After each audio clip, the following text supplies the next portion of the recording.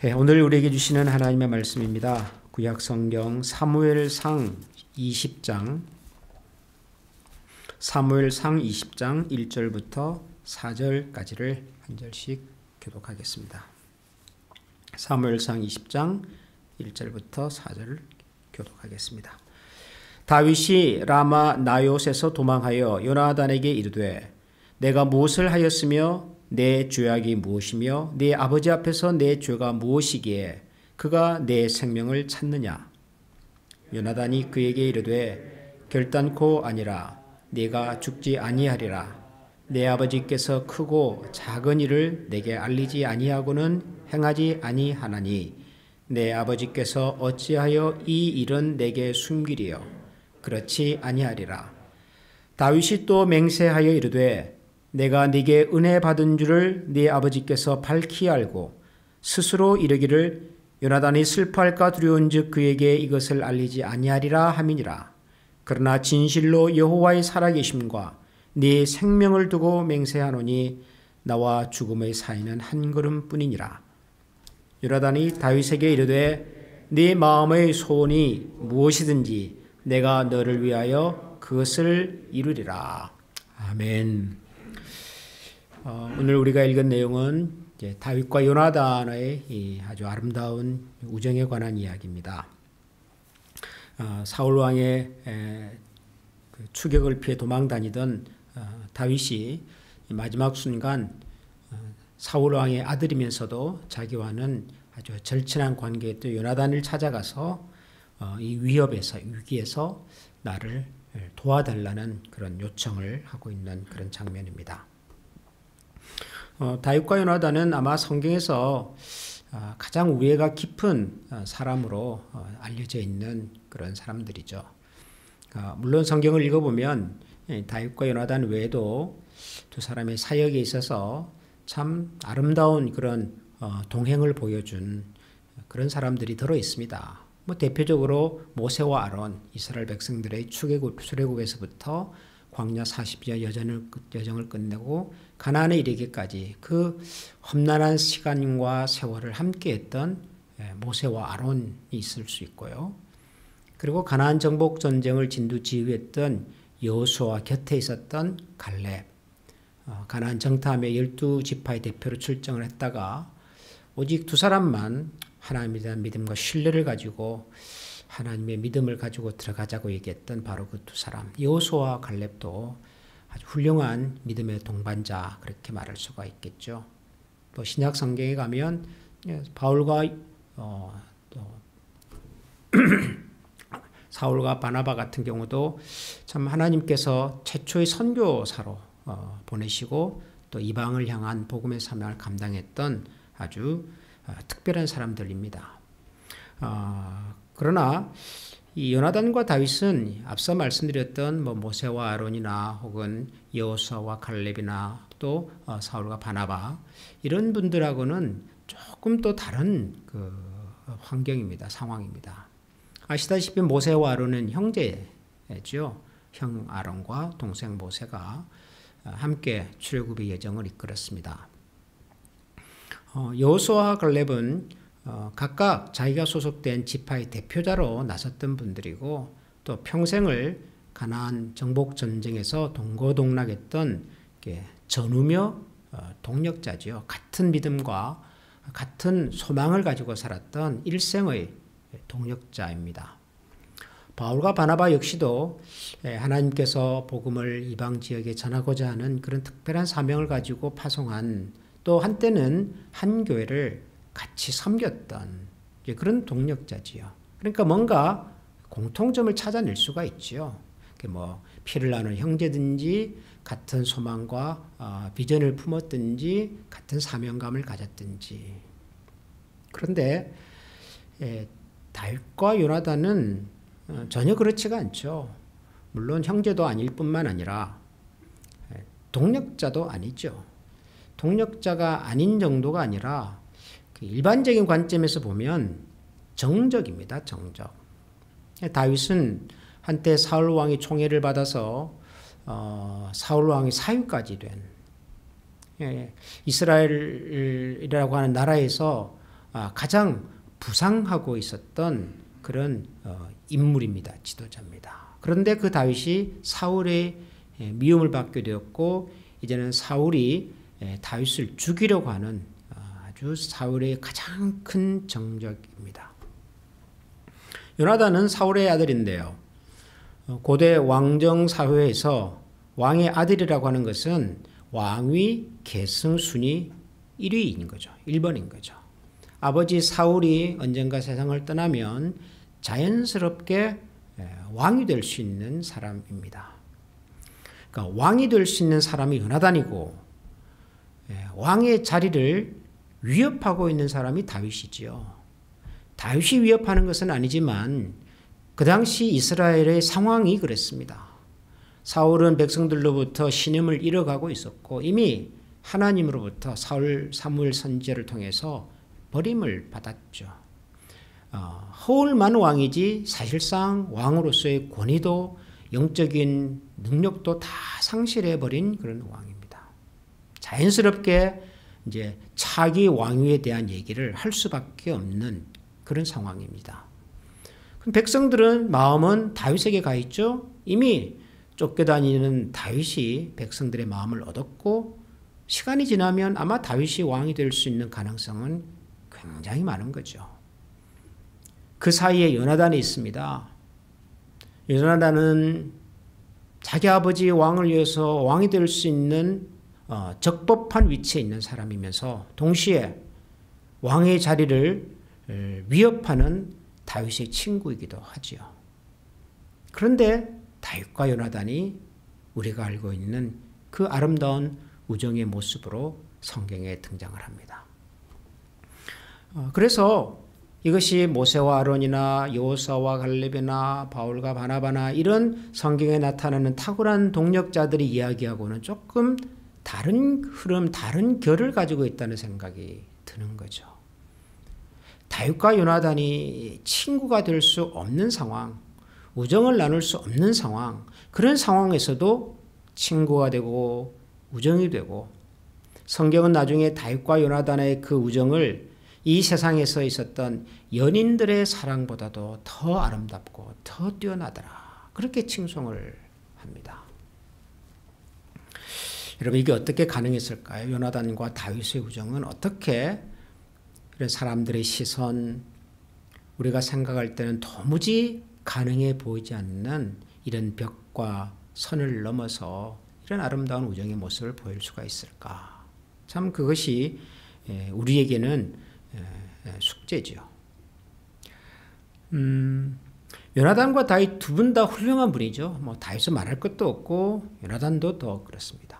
근데 저는 적어도 요나단과 다윗 두 사람의 우정을 생각할 때는 저는 요나단에게 한 표를 더 던져드리고 싶어요. 오늘 우리가 읽은 이 20장에 보면 사울의 추격을 피해 도망다니던 다윗이 요나단을 찾아와서 도움을 요청을 하지 않습니까? 내가 도대체 너희 아버지한테 뭘 잘못했냐? 내가 도대체 이때까지 무슨 죄를 지었냐? 나는 죄를 지은 바가 없는데 너희 아버지는 나를 이렇게 죽이려고 하니 나를 좀 도와다오. 요청을 하지요. 요나단이 기꺼이 도와주겠다고 합니다. 우리 아버지가 뭔가 중요한 일을 할 때는 나하고 항상 의논을 한다. 그러니까 만약에 너를 죽일 생각이 있다면 그런 생각을 말씀을 하실 거다. 내가 반드시 알게 되면 너를 도와주겠다. 이제 그러면서 요나단이 한 얘기가 참 저는 오늘 마음에 좀 와닿아요. 4절을 보면 요나단이 다윗에게 이르되 네 마음의 소원이 무엇이든지 내가 너를 위하여 그것을 이루리라. 네 마음의 소원이 무엇이든지 내가 너를 위하여 그것을 이루리라. 요나단이 다윗에게 이런 얘기를 합니다. 여러분, 요나단은 다윗의 마음의 소원이 뭔지를 알았을까요? 요나단은 다윗이 지금 무슨 생각을 하고 있고 무슨 마음을 품고 있고 장차 무슨 계획을 가지고 있는지를 알았을까요? 우리가 한 집에서 같이 살아도요, 부부도 서로의 마음을 잘 헤아리지 못할 때가 얼마나 많습니까? 부모 자식 간에는 마음을 다 압니까? 가족도 가족의 마음을 다 헤아리기가 어렵습니다. 무슨 생각을, 무슨 마음을 품고 있는지 알기가 어렵습니다. 하물며 지금 이 상황 속에서 아버지 사울의 미움을 받고 있는 다윗, 어떻게 보면은 이스라엘 왕가의 지위를 위협하고 있는 다윗, 그런 다윗을 만나서 요나단의 입에서 나온 말이 네 마음의 소원이 무엇이든지 내가 너를 위하여 그것을 이루겠다. 저는 요나단이 다윗의 마음을 다 알지 못했으리라고 생각을 합니다. 알 수도 없지요. 사람의 마음을 어떻게 알겠습니까? 그럼에도 불구하고 요나단의 이 말은 저는 진심이라고 생각을 합니다. 다윗이 지금 아버지 사울로부터 좀 도망갈 수 있는 방법을 도와달라. 그래도 도와줄 거고, 요나단이 감당할 수 없는 더 큰 어떤 계획을 다윗이 가지고 있다 하더라도 아마 요나단은 그런 다윗을 지지하고 후원하고 도와주려고 했던 것 같습니다. 요나단은 다윗과의 관계 속에서 뭔가 이해관계를 생각하고 손익을 계산하고 내가 이 정도 도와주면 저 사람이 나에게 이 정도 도와주겠지라는 판단으로 한 얘기가 아닌 것 같아요. 우리가 살아가는 세상에서는 누군가에게 도움을 주거나 선의를 베풀거나 약속을 할 때 대부분 손익을 계산을 합니다. 내가 이 정도 해줬으면 저 사람 저 정도는 해주겠지. 내가 이 정도 양보를 했으면 저 사람은 저 정도는 해주겠지. 우리가 사람이기 때문에 대부분 그 정도 생각을 하죠. 아무리 말로는 나는 아무것도 생각하지 않고 아무것도 기대하지 않습니다. 기대하는 바가 없습니다. 나는 조건이 없습니다. 아무리 우리가 말을 그렇게 한다고 해도 우리가 사람인지라 뭔가 우리의 마음속에 기대하는 바가 있고 또 이렇게 소망하는 것이 있죠. 그리고 그런 기대가 이루어지지 않았을 때 사람들은 배신감을 느낍니다. 배신감을. 특히 가까운 사람이 나를 실망시켰을 때는 그 배신감이 더 크지요. 잘 모르는 사람, 남남같이 살았던 사람, 한 번도 만나본 적이 없는 사람, 그런 사람들이 나를 속였다, 배신했다, 그건 별로 우리의 마음에 상처가 되지 않습니다. 어차피 잘 몰랐는데요. 그런데 내가 그렇게 믿었고, 내가 그렇게 애썼고, 내가 그렇게 도움을 줬고, 내가 그렇게 사랑했는데, 내가 그렇게 기도했는데, 우리 같으면 그런 표현인 거죠. 그랬던 사람이 우리의 기대와 다른 어떤 행동과 말을 했을 때는 대부분은 실망하지요. 요나단은 적어도 다윗에 대해서 그런 기대가 없었던 것 같습니다. 내 마음의 소원대로 내가 무엇이든지 하겠다. 참 이런 사람이 그립습니다. 우리가 살아가는 이 세상이 참 옛날에 비해서 참 살기 좋아진 것도 맞고 모든 것이 발전한 것도 맞고 다 좋아진 것이 맞는데 근데 그 이전에 비해서 좀 부족하게 느껴지는 것이 있다면 그것은 바로 이런 마음인 것 같아요. 그냥 앞뒤 안 가리고 이해타산 생각 안 하고 내가 이 정도 하면 해주겠지 이런 생각 안 하고 그냥 해주고 그냥 사랑하고 그냥 베풀고 사람들이 이해할 수가 없는데도 불구하고 그냥 그 길을 가지고 적어도 우리 이전에 살았던 어른들의 세대는 좀 많았던 것 같아요. 그런 것들이.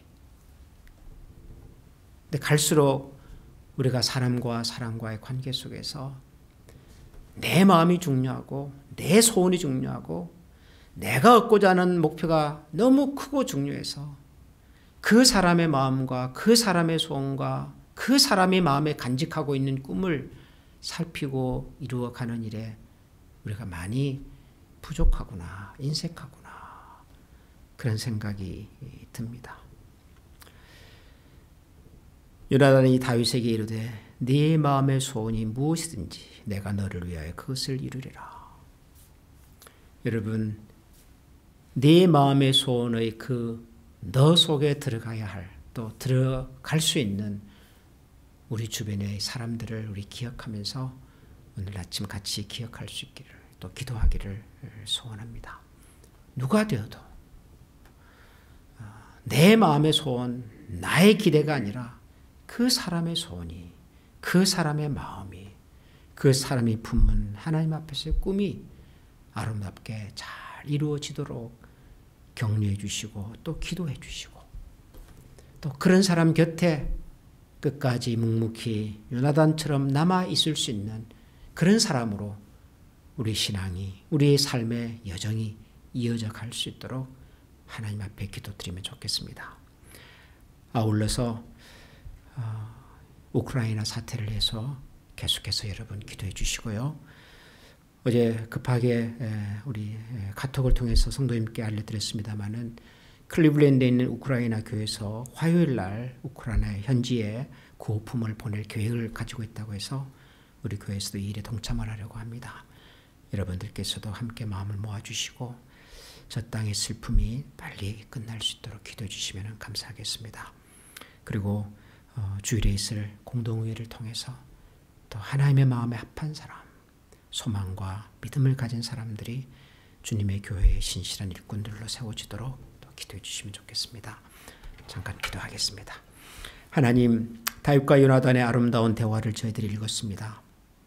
왕의 아들로 태어났고 언젠가 왕이 될 수 있는 자격을 가지고 있었음에도 불구하고 친구 다윗을 위해서 자기가 가지고 있는 기득권을 다 포기하며 자신의 소원과 자신의 꿈을 이루기보다도 하나님께서 허락하신 다윗의 소원을 이루어가는 일에 자신의 역할을, 자신의 본분을, 또 자신의 책임을 다하겠다고 하는 요나단의 아름다운 고백을 들었습니다. 하나님 아버지, 우리 주변에 우리가 요나단과 같은 마음으로 격려하며 위로하며 기도해야 할 영혼들을 기억하게 하여 주시고, 하나님, 그 영혼들이 일어서서 하나님이 주시는 믿음과 소망 가운데 온전히 살아갈 수 있도록 다시 한번 기도하고 다시 한번 도움의 손을 내밀고, 그래야 함께 하나님의 거룩하심과 평강을 이루어가는 저희들이 되게 하여 주시옵소서. 특별히 하나님, 우리의 기도와 도움의 손길이 필요한 저 우크라이나를 주님께서 불쌍히 여겨주시고 저 땅의 슬픔과 고통이 속히 끝나게 하여 주시고, 하나님, 이 땅에 다시는 사람의 욕심에 의하여 누군가의 생명과 재산을 해치는 일이 일어나지 않도록 하나님께서 도우시고 간섭하여 주시옵소서. 하나님께서 허락하신 우리 믿음의 공동체 한미교회가 주님의 사명을 끝까지 감당할 수 있도록 하나님, 저희에게 필요한 믿음을 주시고 힘을 주시고 용기를 주시고 또한 함께 걸어갈 수 있는 신실한 주의 일꾼들을 허락하여 주옵소서. 우리 구주 예수 그리스도 이름으로 감사하며 기도합니다. 아멘. 하늘에 계신 우리 아버지, 아버지의 이름을 거룩하게 하시며 아버지의 나라가 오게 하시며 아버지의 뜻이 하늘에서와 같이 땅에서도 이루어지이다. 오늘날 우리에게 양식을 주시고 우리가 우리에게 잘못한 사람을 용서하여 준 것 같이 우리 죄를 용서하여 주시고 우리를 시험에 빠지지 않게 하시고 악에서 구하소서. 나라와 권능과 영광이 영원히 아버지의 것입니다. 아멘.